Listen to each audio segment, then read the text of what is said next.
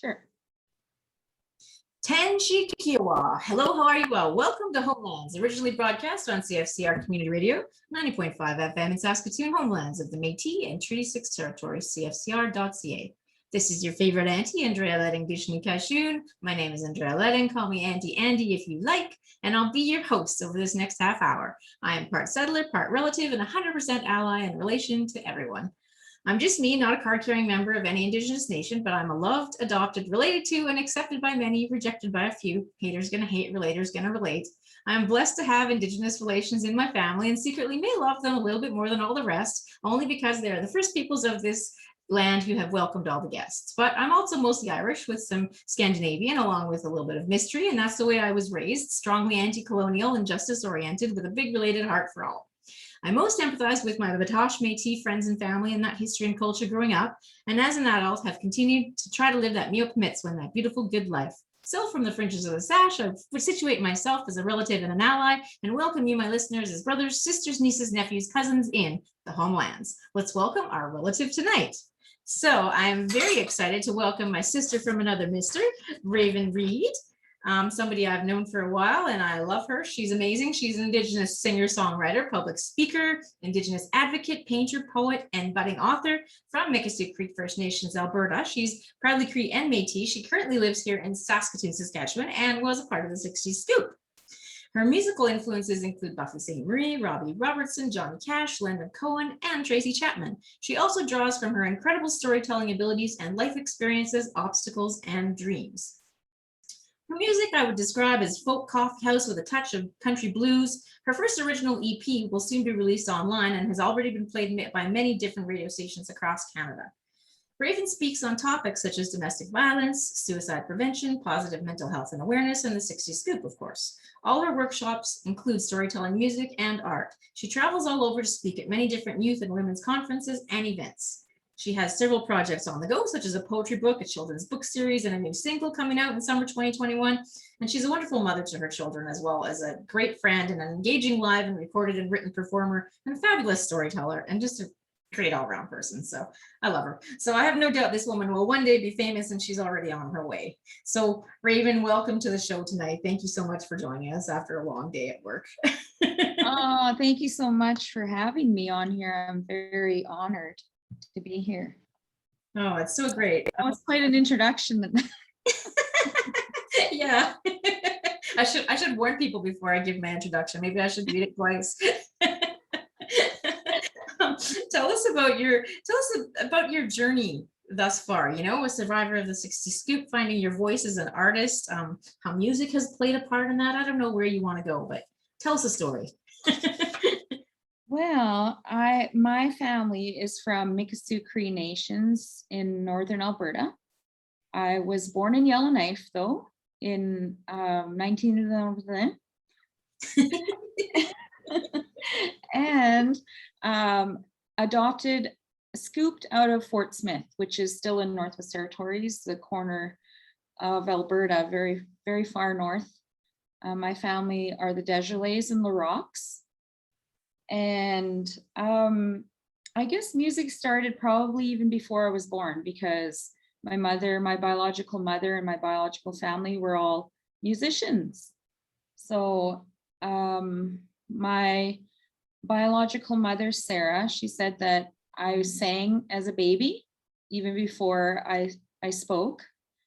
And I come from a long line of storytellers. And after I was adopted, my dad, his name is Roger, we were very close, and he had a huge record collection. And a lot of times I was isolated and grounded, and I would listen to my dad's record collection. My dad worked all over the world as opening schools of dental therapy all over the world, and he was gone most of the time. And so we were under the care of my adopted mother, who was very mentally ill. And as a consequence, my sister and I were abused terribly. So I think being influenced by my own life to write songs is what is where most of my music comes from. I started out writing short stories at the age of 5, and then poetry when I got older. And then as soon as I picked up my first guitar, I'm self-taught. So as soon as I picked up my first guitar, it just naturally turned into music. So I like music that tells a story. Johnny Cash is my favorite musician, songwriter, but I have many. So tell us a little bit about how music has helped you and what it's done for you. Music takes me somewhere else. Like I'm not, as soon as I start singing or playing my guitar, close my eyes and I'm not even here anymore. It's like it's a healer. It heals me. Being able to tell my story in song and just getting it out of me and out there. I feel that people can relate to some of my music, and so it helps them too, which in turn heals me. So we're all connected that way. So that's what I really love about music, is that it's a great tool for therapy. Do you wanna lead into doing some music, doing some performing? Sure, yeah.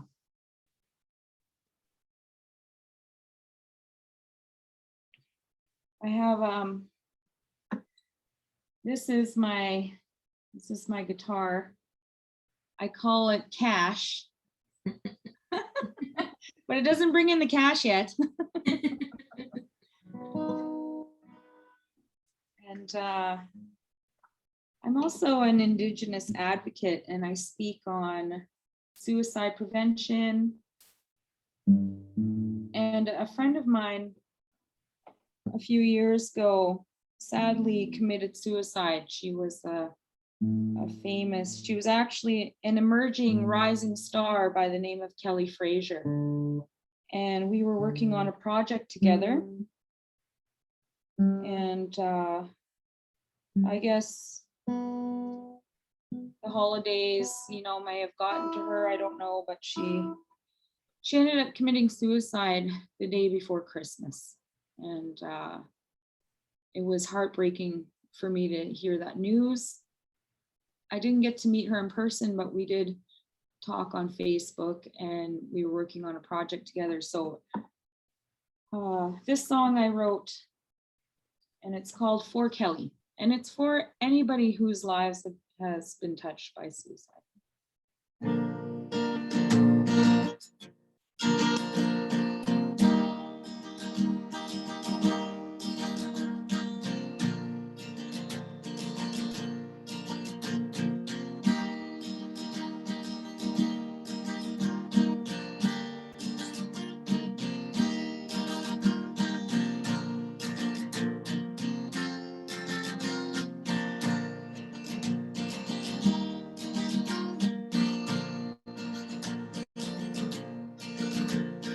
Please don't go where I can't follow.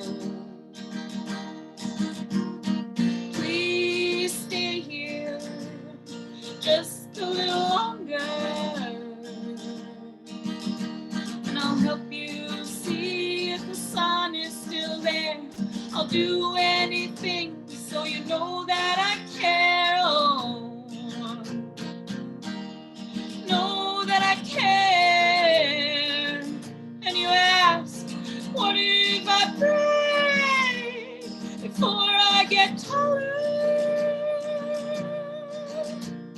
What if I die before I get brighter?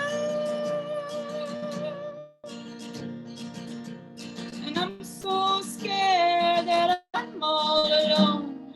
Sometimes it's hard to hold on, oh, hard to hold on. I'll hold you in that darkness. I'll stop to your pain, I will listen. I'll help you see still there. I'll do anything so you know that I care. Oh, know that I care.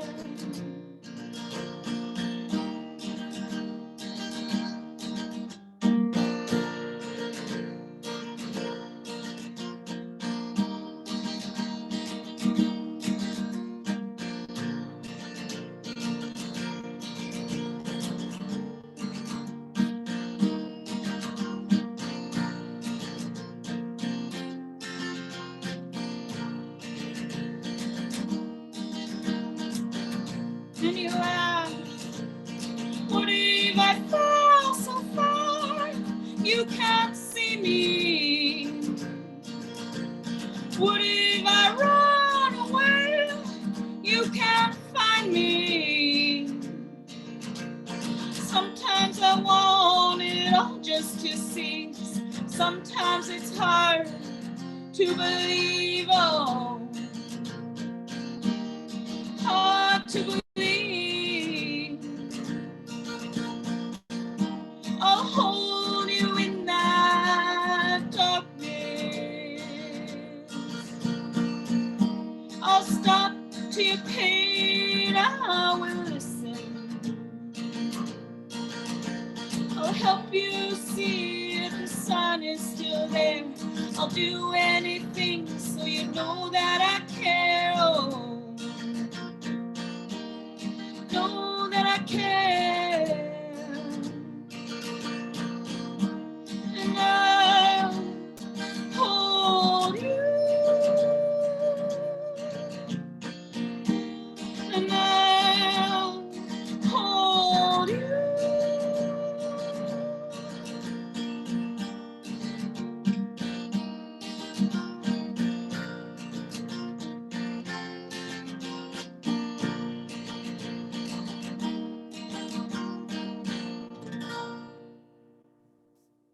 Thank you. That was beautiful. I love your voice. Thank you. Yeah. I mean, and I know it's only Zoom quality for the we don't have our studio speakers because we're in a pandemic. That's right. That's right. But yeah, that was very moving. So tell us a bit more about, you're a sought after speaker. So what are, like, you talk about like suicide prevention, for example. So what are the key messages you convey to your audiences and why, and what do they need to hear? A lot of my workshops have to do with my own personal experiences. I find that when I draw from my own life and the things that I went through, and the fact that I was able to get through them, and that's kind of what I base it on. I want to help other people do that. So a lot of them have to do with my personal stories. For example, I went through suicidal tendencies when I was young, starting at the age of 10, and until I was about 26 years old. So going through that myself, and then finding a way out of it through music and art therapy, and seeking counseling and medication if you need it. These are some of the things, and realizing that you're worthy of getting help, that the help that you need. And I try to convey these messages that there's hope, that there are people who care and love you, and there's people out there that want to help with suicide and suicide prevention. So I try and convey that, and I do interpret music and poetry and storytelling, and I also have project, like what are they called? Oh man, this is crazy, and I'm on a podcast. You click a button and it turns the pictures. Like a PowerPoint, or yes, PowerPoint, ding ding. Yes, PowerPoint, and yeah. So, and then I do sing. I do sing because a lot of my music goes with the topics that I speak about. Another one is domestic violence.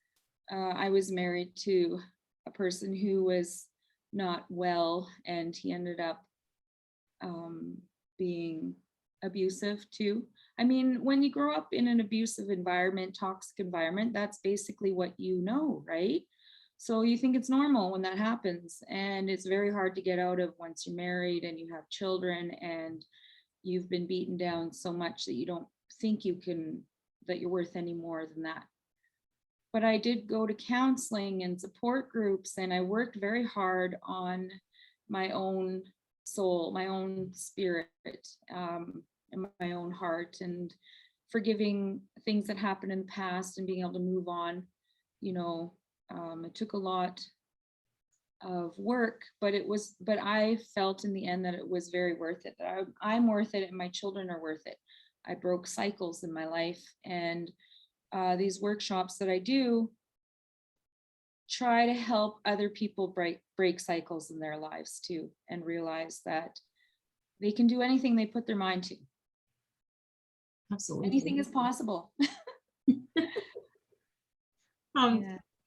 How about so those are how about positive mental health and awareness and yeah, I suffer from PTSD, OCD, and anxiety, social anxiety.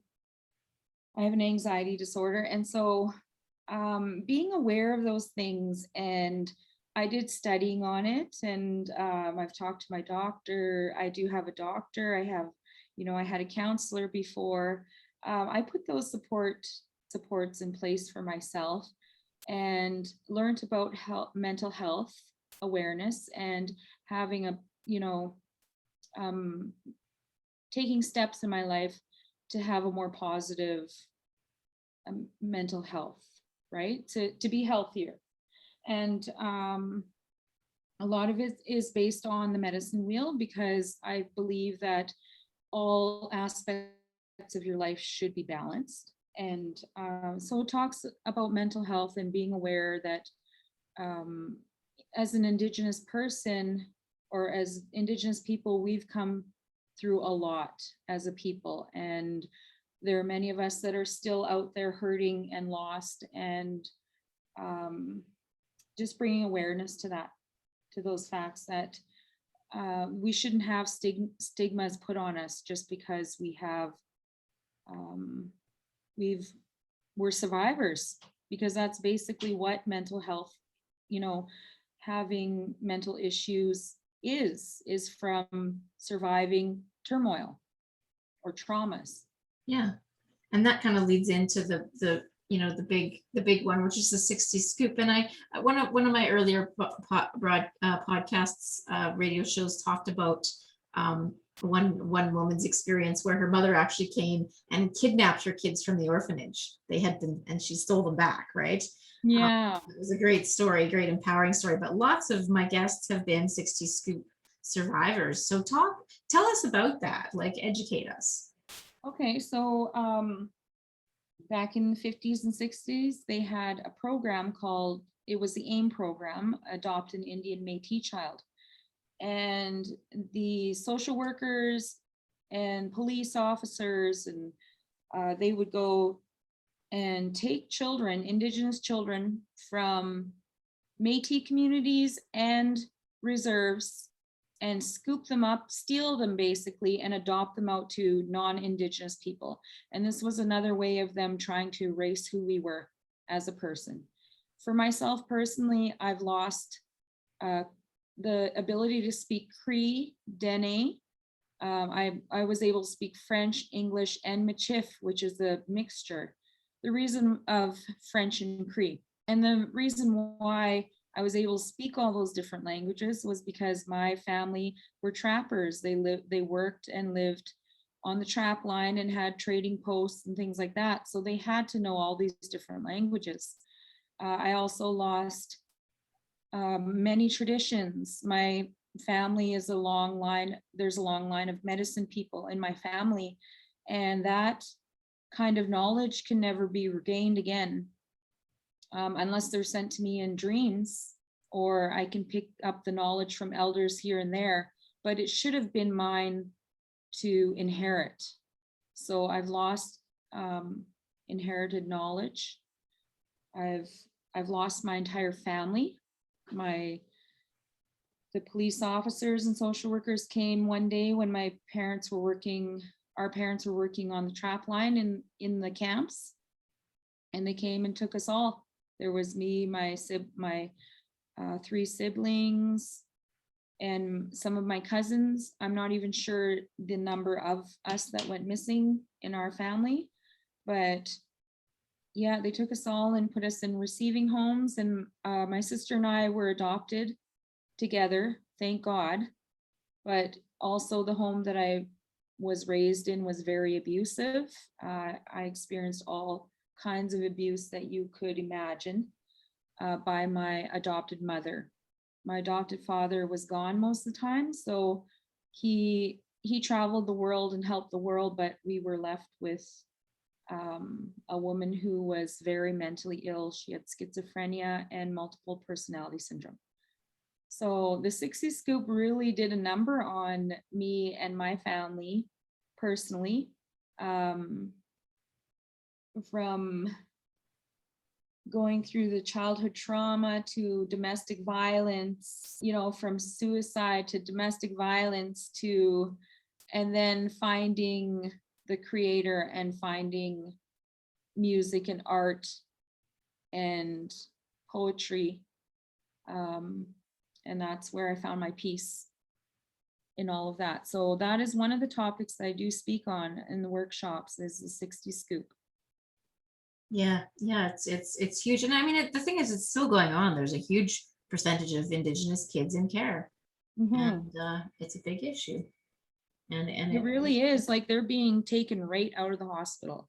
I remember when I was pregnant with Elias, and there was a social worker that came by in the ward when he was born, and asked me if I had a social worker, asked me just a bunch of odd questions.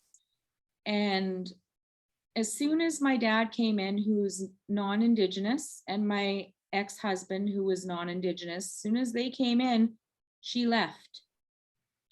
My dad was like, "Who are you and why are you here? This is my daughter." And she left right away. But that was because I had people who had privilege with me. Imagine if I didn't. What would have happened? Would she have taken my son from me? Only because I was Indigenous? So yeah, it is still happening. Yeah. Scary. Yeah. Scary to be an Indigenous woman these days.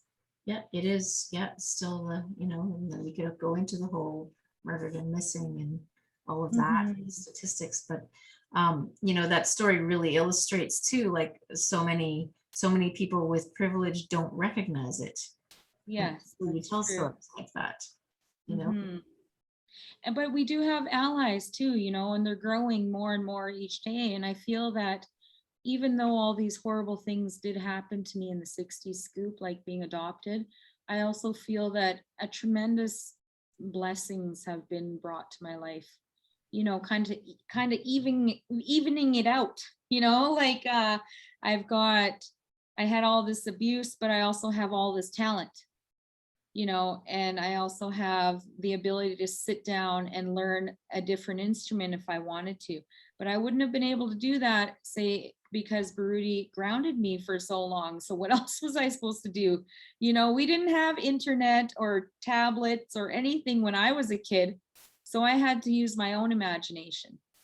And so now I'm able to write children's stories and illustrate them and play music and write poetry at a drop of a hat, and so I wouldn't change it. I turned it all into gold. Exactly. Only metaphorically speaking, though. I hope it becomes real gold someday. And the gold for me will be. Yeah, I don't doubt that it will be. I know that it's gonna, it's gonna come. So we have just like a few minutes left, but tell us a bit more like about your, the creative process. Like you talked about creativity, you talked about poetry, and you talked about painting and illustrating and storytelling and music, and what does that process look like for you? Well, if we only have a few minutes left, I'll tell you quickly how I wrote this last song. Okay. I wrote a song. I was thinking about my dad, who had recently passed away in February. And for a while, I couldn't sing. I just couldn't pick up my guitar. I couldn't sing. I felt like very shocked. He went very quickly, and I was just kind of wanted to turn off the world, turn everything off, and just leave me alone, everybody. This one day I was sitting in my room and I thought, man, I miss my dad. I used to be able to call him anytime I wanted. I used to be able to, and I used to call him all the time, and to the point where he'd be like, okay, can you just like call me in a few days? You don't have to call me every day, sort of thing. But we're in a pandemic. I wanted, it was kind of boring. So I bugged him. And so this song I wrote, it kind of started off as a little bit of a joke, because my dad was very funny. He had a great sense of humor. He was a bridge between his people and the Indigenous too, because he helped Indigenous people all over the world. And even in his last years, he worked up north with, on Whitefish Reserve and all these different reserves. And so I was kind of joking around when I first started this song, but it talks about my dad, and it just flowed. It flowed right out of me, and I ended up just writing it quickly. So if you want to hear it. Yes, we've got like 1 minute left, but we'll have it on the YouTube video for sure, and Okay. then people can tune into that and hear it. Sure, because then you can get more viewers that way. Yeah, in 1 minute, this will be on YouTube. Yes, subscribe today. Yeah, I'm very thankful for you having me on your podcast this evening. It's wonderful to be here. It's so good to have you. Thank you very much.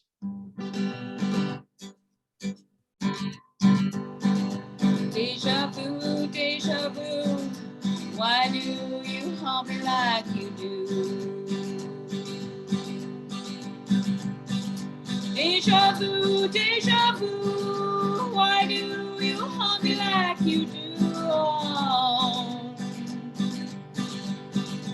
Did this really happen? Am I really me? Where are you? Like deja vu.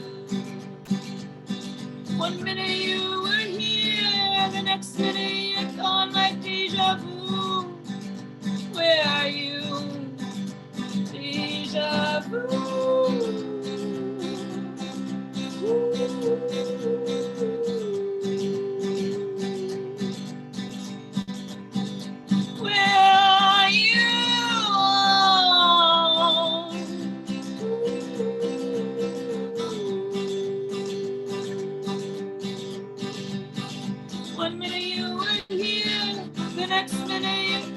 Deja vu, where are you?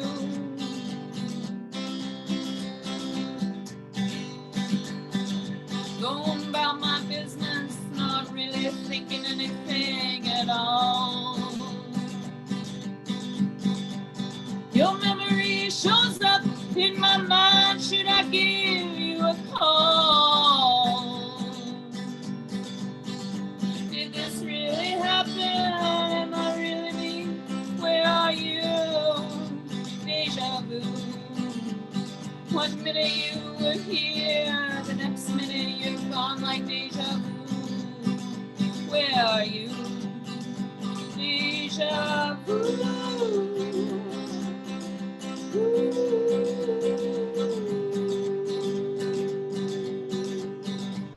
Where are you?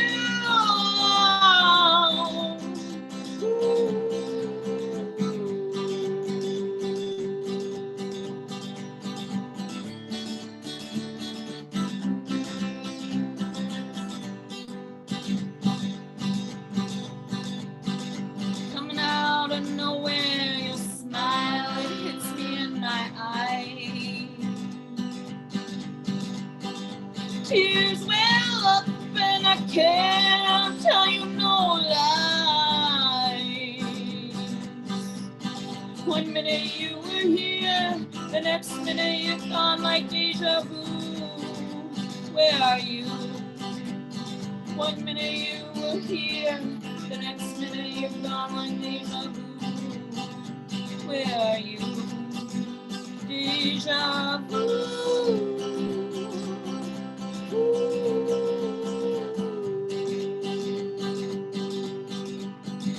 Where are you?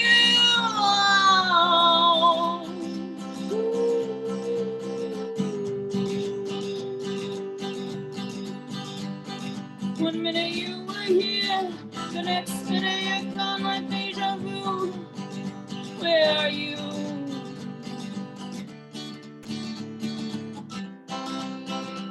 Where are you? Wow, I love that. And that's such a haunting refrain. It's just, anyways, that was beautiful. So thank you so much. Thank you. You can find Raven Reid on Facebook, Instagram, Twitter, and LinkedIn, and soon on most music platforms such as Spotify, YouTube, Amazon, YouTube, iTunes, TikTok, and many, many more. So go find her. Go find her music. Download it. Get her the gold she deserves. Thank you. Yes, me witch.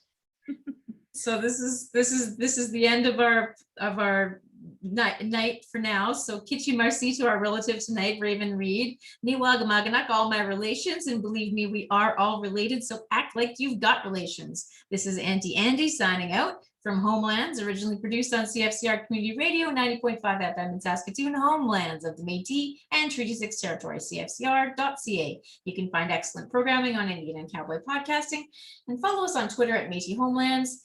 Email métishomelands@gmail.com. This episode will also be viewable on our YouTube channel, Homelands, so subscribe today. Marcy, thank you for listening. And Akoshi, Kawapa Matino Almina, that's all. We'll see you later.